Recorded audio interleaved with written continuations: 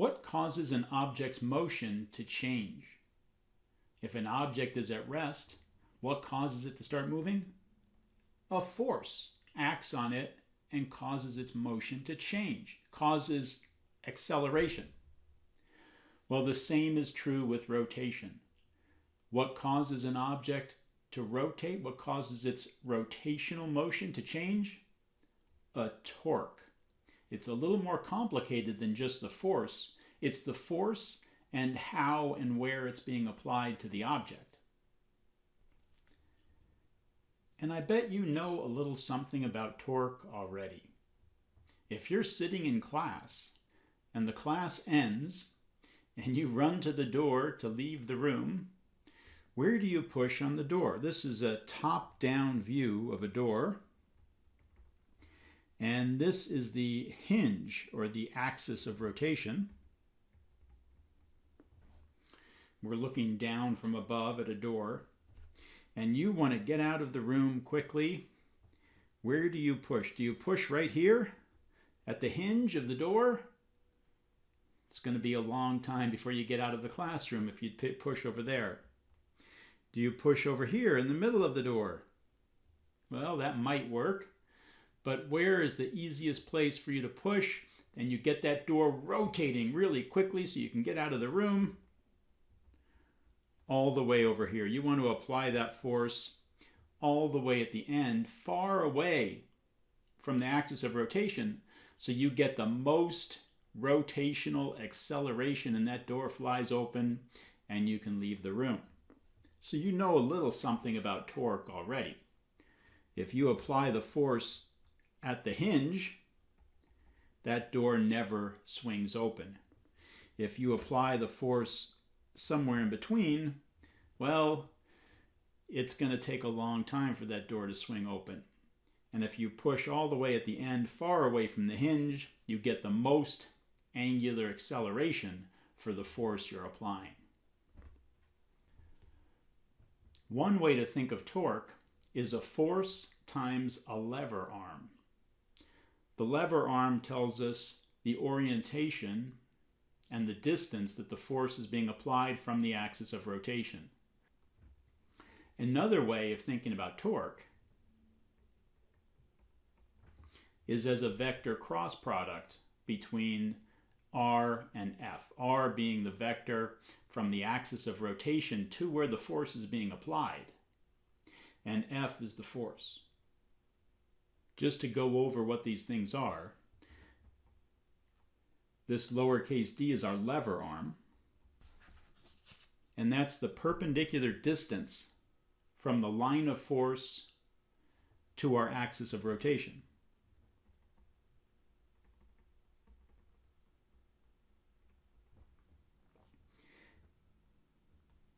And this r vector points from the axis of rotation to the point where the force is being applied to our object.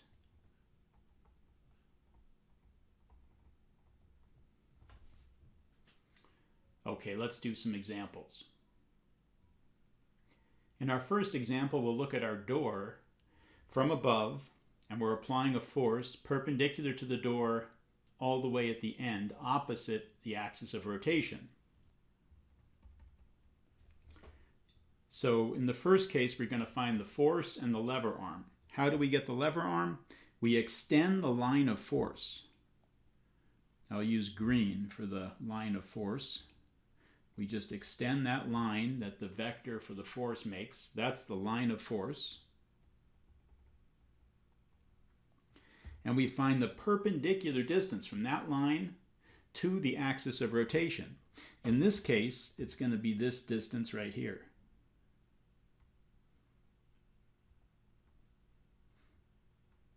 And that's D, our lever arm. So the torque is going to be force times lever arm. And in this case, the lever arm is just the length of the rod. Let's do the same thing, but we'll use r cross f. R is the vector that points from the axis of rotation to the point where the force is being applied to our object. If we put their tails together,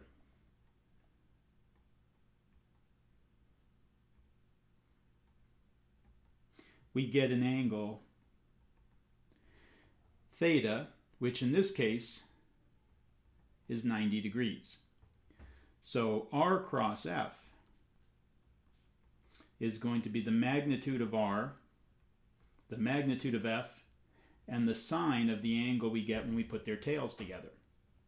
And in this case, the magnitude of R is the length of the rod, L. The magnitude of our force is F, and we get the sine of 90 degrees, which is 1. A cross product also gives us direction. When we use our right-hand rule, R cross F gives us a vector that points out of the page. And what does that mean? Well, torque points along the axis of rotation. And we use our right-hand rule to tell us what direction it would cause this door to rotate. We know that if we push with the force in this direction on that door, what's it going to do? It's going to swing this way.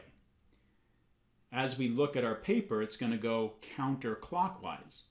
So if I point my thumb along the axis of rotation, if I point my thumb into the page along the axis of rotation, what direction do my fingers curl?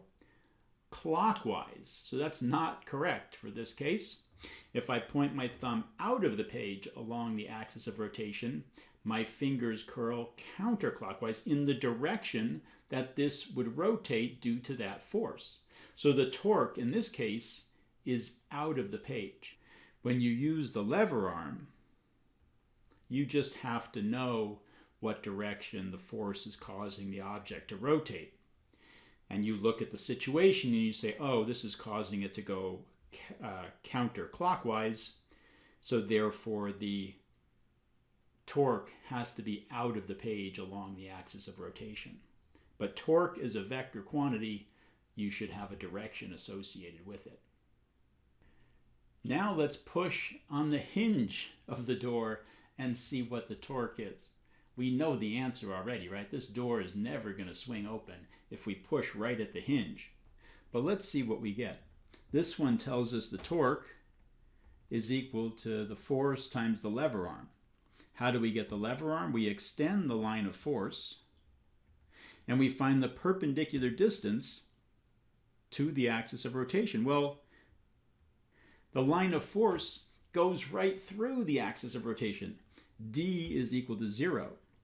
So we get no torque in this case. If we do our other formula, our cross product, we get the magnitude of the first vector, R, which is 0, the magnitude of the force, and then the sine of the angle we get when we put their tails together. But we've got a 0 here, so it doesn't matter what the angle is. In our third example, we're going to look at a situation where we're applying a force at an angle to the end of the door, a 30-degree angle. So first, let's take a look at our lever arm example. And I would extend the line of force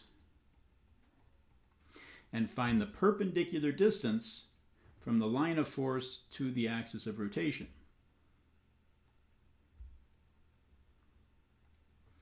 And that is my lever arm. This length of our door is L. If this is a 30-degree angle on this side, then this over here is also a 30-degree angle. And so the sine of that 30-degree angle is D over L,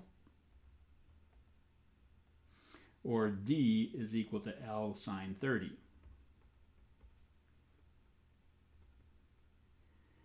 Another way to think of that is to break up your force into components.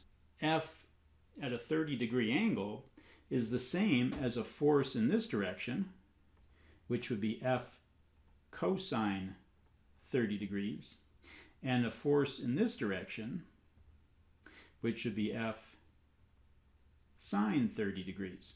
I can break up my force into components. One that's along the length of my door and one that's perpendicular to my door. Well, you should be able to see very quickly that this force produces no torque.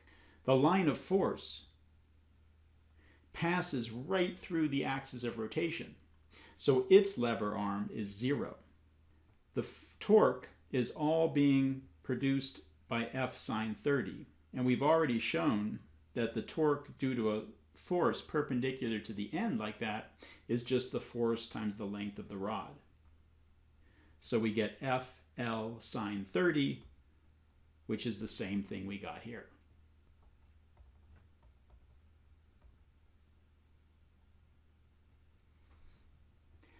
Now let's take a look using our cross product.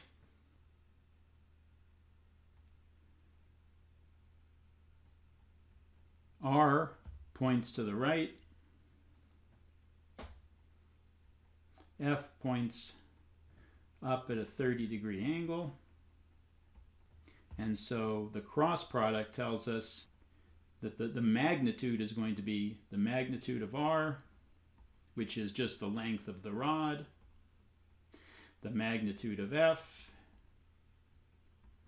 and the sine of the angle we get when we put their tails together, which is 30 degrees.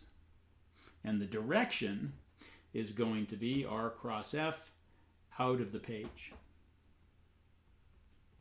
because this force would cause this rod to rotate counterclockwise, which is out of the page for torque. My right fingers going in the counterclockwise direction force my thumb to point out of the page.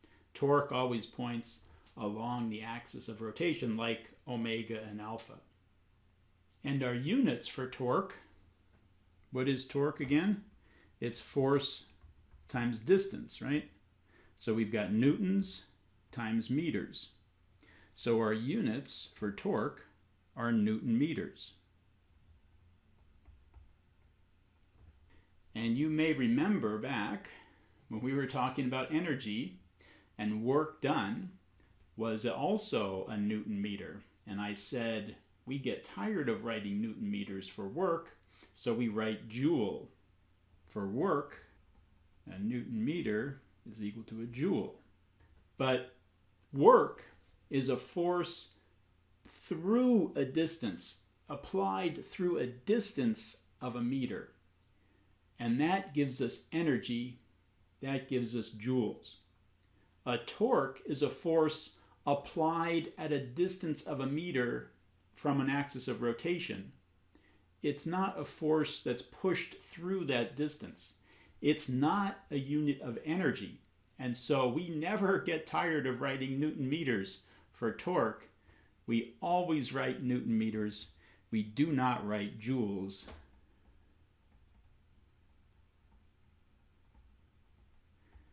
When it comes to torque. Torque is Newton meters. In SI units, if you work on your car and you use torque wrenches, foot-pounds and inch-pounds are typical units for torque in the United States. If you live anywhere else in the world, it's Newton meters.